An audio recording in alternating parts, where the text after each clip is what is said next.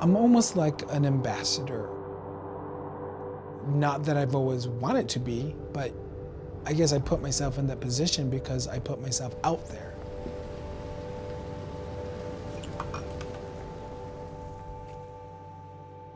Your knife is really dull. It only really, really sharp because I tried to use a sharp knife and it just Cuts it. split. Basket weaving was a gift that was given to us by Creator. It was also a lesson. It had a meaning to it. And that's the reason why we're weaving baskets. It's in our legends, it's in our songs. It was a way for us to put our burdens in it.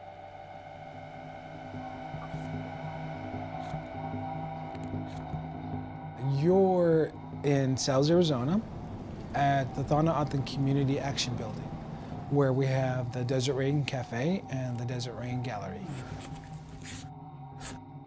TOCA started as a group of concerned community members wanting to do something positive, something really good for the community, especially for the youth, keep the culture alive.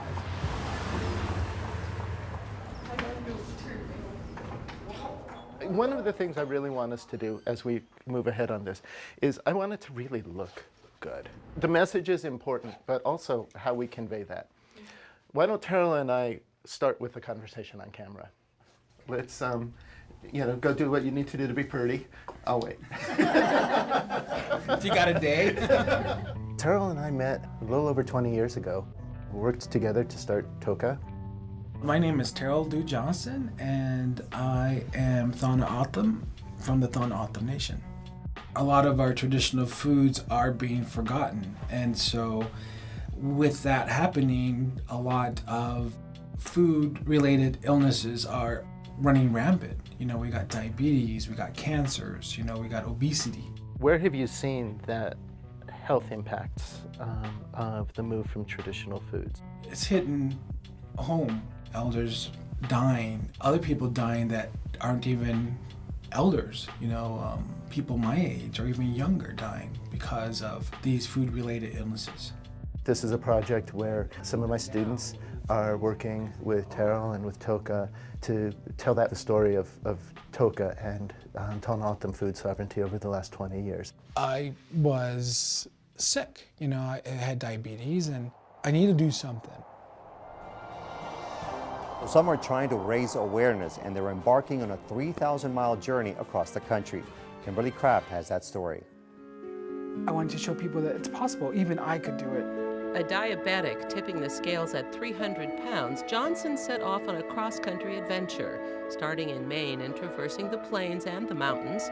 In all, he covered 3,000 miles on foot, a journey that took 2 years. The walk home was something that I'll never forget. I invited the younger family members of my family to join me because I saw that they were sort of living in that lifestyle that I was.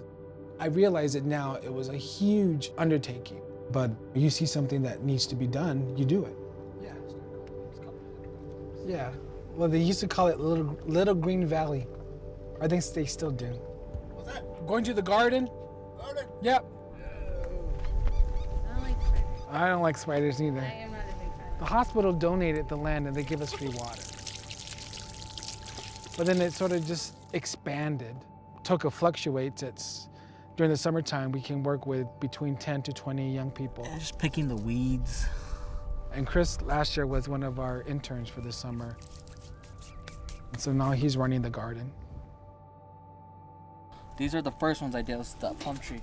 We started from a garden, and the garden was entirely full of traditional foods. And out of that grew what you see here at TOCA today with a garden, farms, a restaurant, a gallery. There's a paper menu. The concept behind the cafe was to make healthy food, traditional food, accessible to the community.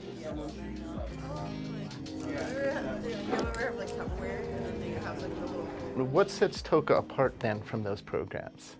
Me. Now, what is different in how TOCA approaches its work from a lot of the government programs? We can, on the drop of a dime, If it doesn't work, go back to the drawing board and figure something out. With other programs out there, they get funded through a grant that they had to implement that was probably written by someone who's never probably set foot on the reservation or have ever been in the Native community. As a Native American person living on the reservation, you're isolated. There's a whole different kind of world. And then when you go off the reservation and go to Tucson, it's totally different. And as a Native American in today's world, you know, we're trying to balance those two lives, those two worlds.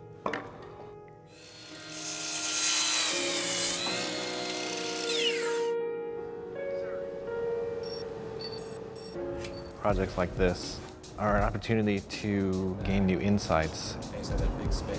For me, this show is opening up kind of deeper resonances between our two practices. Just the fact that he was an architect and was using tools like computers and things like that, and I was really interested in seeing what we could come up with. The whole idea in the beginning was to highlight algorithms. For myself, I really didn't know what algorithms were. To connect what we were doing in a relatively abstract way into this kind of rich material and historical tradition that we could kind of look back as a way to move forward. Traditionally, when weaving was taught, it was only taught to women, to young girls. I think a lot of weavers felt that at that point, it didn't really matter who was weaving as long as it was being kept alive.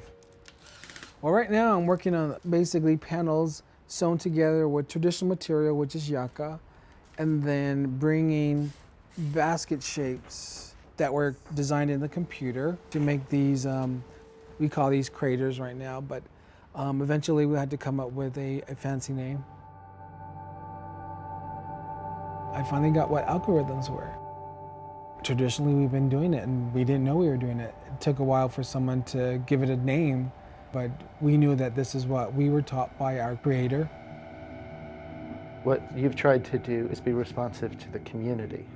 It's hard work. It's not glamorous work at all.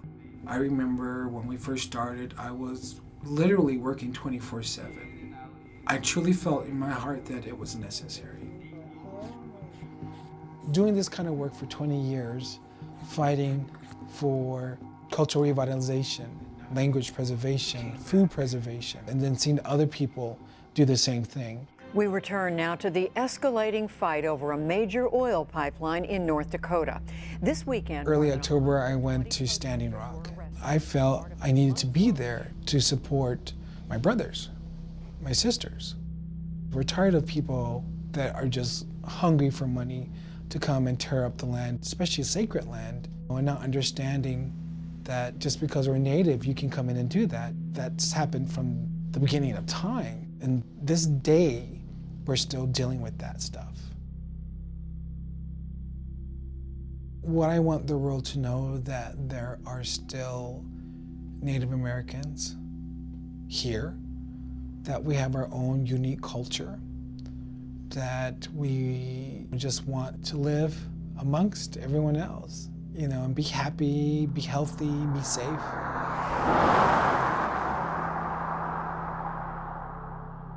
I'm happy and excited that this opportunity had presented itself and that Aranda Lasch decided to work with me. A lot of people out here on the reservation may not know the work that I do as an artist. I'm happy to share and explain that. But also, it's twofold because then I also get to go out into the world and explain where I come from, you know, and where this art comes from, and to share my culture with them. Those conversational starters to start talking and having dialogue, and maybe even going beyond the art question and go beyond the Indian question and just be sharing like humans.